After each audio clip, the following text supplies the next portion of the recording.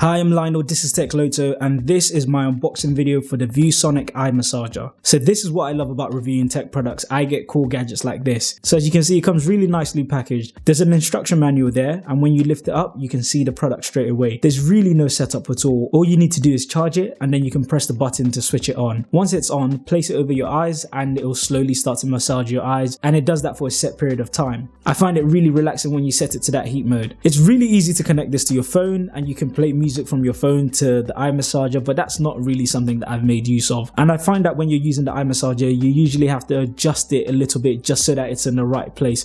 Obviously, all our heads are shaped differently, but it's a really cool gadget, and for a night owl like me, it's very useful when it comes to falling asleep. So I hope you know what you're getting when you buy the Veusonic Eye Massager.